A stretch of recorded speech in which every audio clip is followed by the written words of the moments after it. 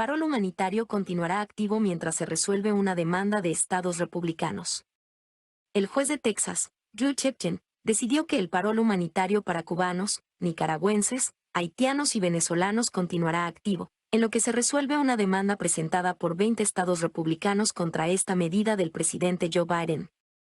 Los demandantes, entre ellos el estado de Florida, habían solicitado al magistrado que congelara la aplicación de la iniciativa antes del inicio de las audiencias correspondientes al juicio por este tema, informó EFE.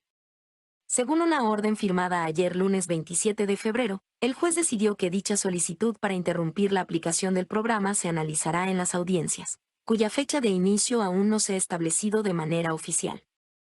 El parol humanitario, activado por la administración demócrata desde el pasado 6 de enero, permite a personas de dichas nacionalidades ingresar a territorio estadounidense por un lapso de 2 años, si cuentan con un patrocinador que se encargue de los gastos en atención médica, alimentación y vivienda. En ese tiempo, los beneficiarios pueden acceder a permisos de trabajo y también iniciar el trámite correspondiente para conseguir la residencia permanente en territorio norteamericano. La medida tiene como objetivo distribuir de manera mensual unas 30,000 visas a potenciales beneficiarios, quienes tienen que realizar todo el trámite de sus países de origen a fin de evitar una penalización. Tenemos para este segmento, como habíamos anunciado, al doctor Alejandro Vázquez Sánchez, abogado de inmigración. Doctor Vázquez Sánchez, su opinión sobre esta decisión de este juez federal. ¿Qué es lo que ha detenido del programa este? Buenas noches, gracias por la invitación. Este recurso que se ha interpuesto para paralizar es un recurso que en los procedimientos civiles y administrativos se usa como un recurso extraordinario para paralizar los efectos de una medida de manera inmediata. Es que se obligan a las partes a hacer o a dejar de hacer algo con independencia del resultado final de la decisión de un tribunal. Es lo que se llama un injunction. Es un injunction o un recurso de paralización, en español puede ser un mandato judicial, un interdicto judicial, un término en latín, ¿no?, en la jurisdicción, y se usa en los procedimientos civiles y administrativos.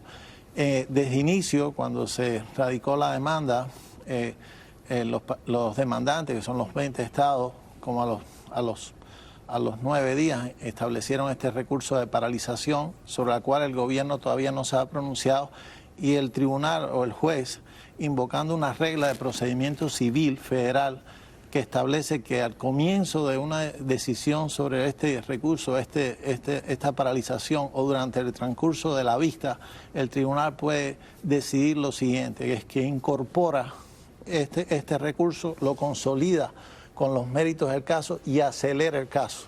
Es decir, en vez de establecer un calendario regular, el tribunal no quiere pronunciarse, pero al mismo tiempo la regla permite que se acelere. Es como una medida, es una medida conciliatoria que no afecta a ambas partes y sin embargo lo que hace es acelerar el juicio, y eso fue lo que el juez dictó en una orden de 2 páginas en el día de ayer, estableciendo la obligación de las partes de pronunciarse de manera conjunta de un calendario de juicio donde señale los términos de descubrimiento de pruebas, testigos a realizar y la fecha de una posible audiencia en los méritos y el tiempo que va a tomar la misma. En términos prácticos, de la gente común, para que nos entienda, los que no tienen estos conocimientos jurídicos de Estados Unidos, ¿en qué beneficia o perjudica a quienes se encuentran esperando este parol?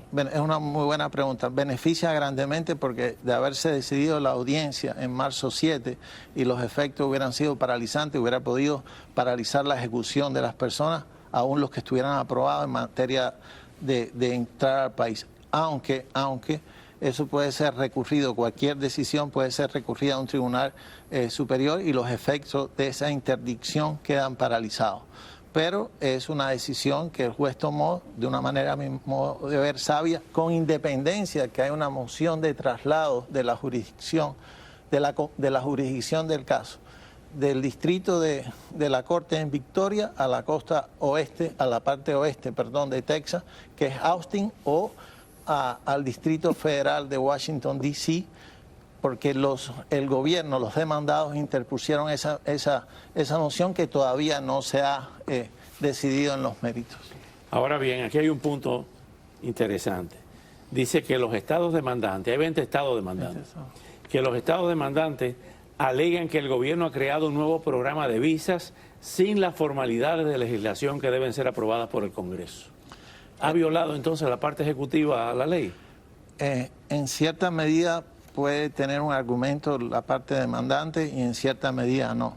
El gobierno ha alegado una facultad que tiene bajo la sección 212 de 5A del acta migratoria de autorizar paroles a las personas. El parol es una ficción jurídica porque no es una admisión, no es una visa. Es un instrumento jurídico que protege a la persona, pero no le da un standing legal a la persona. Es por eso evita que sea deportada. Evita porque paraliza. Pero la persona físicamente está en el país, pero legalmente no está admitida. Usted recuerda el famoso caso de Elian González que entró, que tenía el paro, y cuando trataron de llevarlo a Corte Federal, la capacidad de hecho y de derecho, el standing para hacer los jueces federales se retractaron porque la persona era un parolí, no tenía la capacidad jurídica de actuar como sujeto de derecho. Ni la edad para tener voluntad de decidir su destino. La capacidad de obrar de derecho y de decidir. Pero el parol, jurídicamente, tú no estás admitido. La gente no lo entiende porque es una ficción jurídica, porque te dejo entrar bajo una protección que estás en el país pero no estás admitido legalmente. Entonces ese es el argumento del gobierno. Yo no estoy violando la ley porque en una visa tú estás admitiendo a una persona. Pero de otra manera tiene lados, no se publicó en el acta administrativa, pero el efecto de que no se publique, el gobierno alega, si publico y doy un margen de tiempo, la frontera se me complica, se me llena de una manera inmensa, no puedo hacerlo. Ambas partes pueden tener puntos y matices, y jurídicamente, como se dice en lo popular, hay tela por donde cortar. Por su experiencia como abogado de inmigración, ¿a dónde va a parar esto? Eso va a parar a un recurso que se va a interponer a las Cortes Superiores y va a tomar tiempo de ¿Puede llegar a la Corte Suprema? Yo creo que puede llegar a la Corte Suprema. Wow, gracias. Estaremos pendientes. Al regresar, alertan que un nuevo canje de presos, oigan eso, entre Estados Unidos y Venezuela podría involucrar a Alex Saab, el testaferro colombiano de Nicolás Maduro. Ahora los dejamos con las sobrecogedoras imágenes del choque de dos trenes en Grecia, horrible. Un accidente que ha dejado 40 muertos hasta ahora y decenas de heridos, al parecer tras un trágico error humano. Conmoción en Grecia tras el choque de dos trenes. El primer ministro Kyriakos Mitsotakis visitó el lugar donde se estrellaron un tren de pasajeros que viajaba entre Atenas y Tesalónica y un convoy de mercancía. El jefe de gobierno explicó que la tragedia se produjo aparentemente por un trágico error humano y aseguró que se investigarán las causas. El tren de pasajeros llevaba más de 350 personas a bordo, de las cuales al menos 38 murieron y unas 60 fueron hospitalizadas.